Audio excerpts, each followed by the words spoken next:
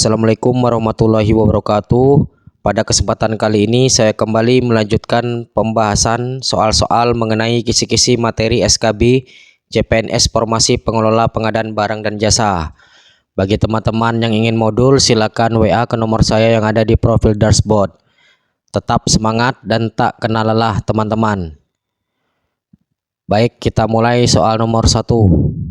Apa saja yang harus diperhatikan dalam proses validasi kontrak untuk memastikan kesesuaian isi dengan berita acara hasil pelaksanaan pemilihan dan berita acara negosiasi?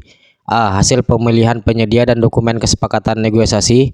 B. Struktur dan isi dokumen kontrak PBJP. C. Berita acara hasil pelaksanaan pemilihan penyedia PBJP. D. Berita acara negosiasi bila ada. E. Semua jawaban di atas.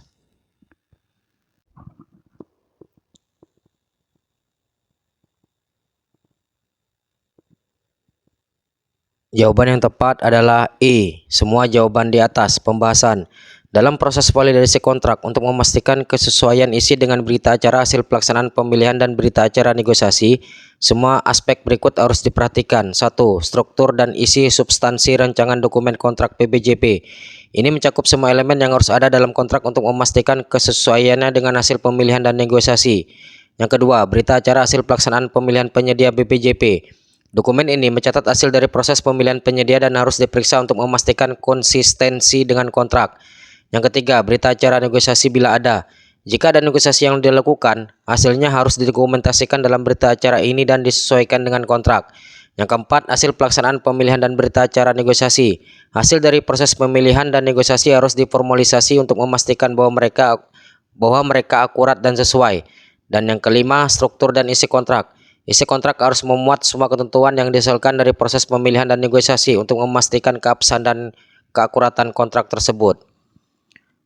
Demikian pembahasan dari soal nomor 1. Soal nomor 2. Dalam ketentuan pengenaan sanksi untuk swakelola tipe 1, sanksi apa yang dapat dikenakan kepada penyelenggara swakelola atas adanya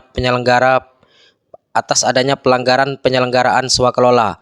A. Penghentian sementara pekerjaan. B. Denda administratif. C. Pengurangan anggaran. D. Teguran lisan.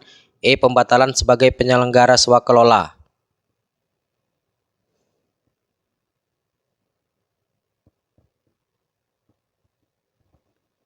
Jawaban yang tepat adalah E. Pembahasan.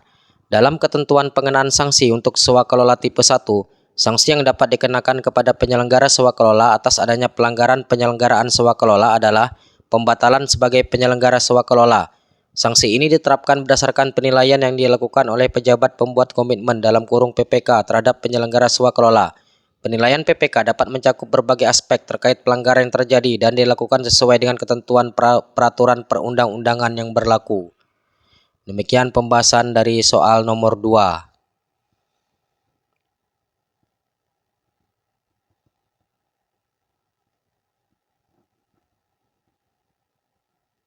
Soal nomor 3. Dalam pengawasan swakelola, jenis pengawasan apa yang dilakukan untuk verifikasi administrasi dan dokumentasi serta laporan?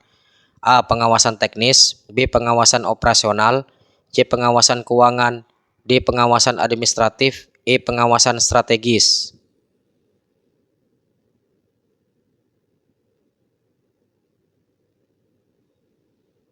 Jawaban yang tepat adalah D.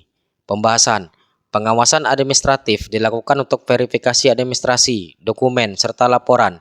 Ini melibatkan pengecekan kelengkapan dan ketepatan dokumen yang digunakan dalam tahap persiapan dan pelaksanaan swakelola oleh tim persiapan dan tim pelaksana. Pengawasan ini bertujuan untuk memastikan bahwa semua proses administrasi dan dokumentasi dilakukan sesuai dengan prosedur yang telah ditetapkan. Demikian pembahasan dari soal nomor 3.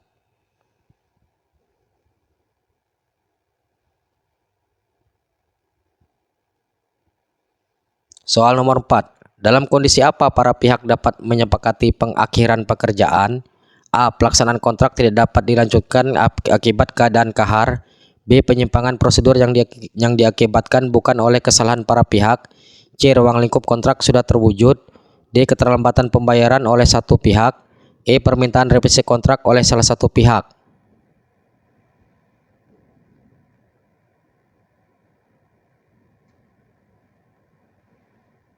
Jawaban yang tepat adalah A. Pembahasan. Para pihak dapat menyepakati pengakhiran pekerjaan dalam kondisi di mana pelaksanaan kontrak tidak dapat dilanjutkan akibat keadaan kahar. Keadaan kahar atau force majeure merujuk pada situasi yang berada di luar kendali para pihak, seperti bencana alam atau kejadian lain yang tidak terduga, yang membuat pelaksanaan kontrak menjadi tidak mungkin dilanjutkan. Pengakhiran kontrak dalam kondisi ini adalah langkah yang diambil untuk menghindari kerugian lebih lanjut dan memastikan bahwa kedua belah pihak tidak disalahkan atas penghentian kontrak. Demikian pembahasan dari soal nomor 4.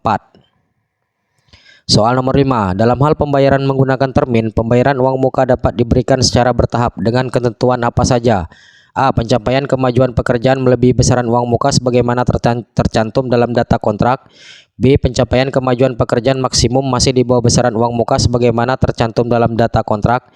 C. Total uang muka yang dibayarkan maksimal lebih besar dari besaran uang muka sebagaimana tercantum dalam data kontrak. D. Pembayaran uang muka dilakukan hanya sekali di awal proyek. E. Tidak ada ketentuan khusus untuk pembayaran uang muka.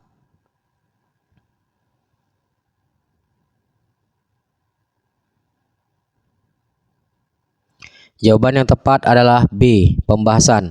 Dalam hal pembayaran menggunakan termin, pembayaran uang muka dapat diberikan secara bertahap dengan ketentuan berikut.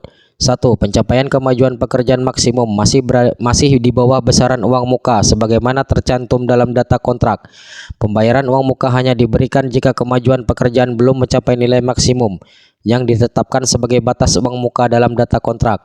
Yang kedua, total uang muka yang dibayarkan maksimal senilai sama dengan besaran uang muka sebagaimana tercantum dalam data kontrak. Artinya jumlah total uang muka yang dibayarkan tidak boleh melebihi jumlah yang telah ditetapkan dalam data kontrak. Demikian 5 soal pembahasan mengenai materi pengadaan barang dan jasa. Berikut penjelasannya. Mudah-mudahan kelima soal ini dapat bermanfaat untuk teman-teman. Sekali lagi, tetap semangat dan tak kenal lelah. Saya akhiri, wabillahi taufiq walhidayah. Wassalamualaikum warahmatullahi wabarakatuh.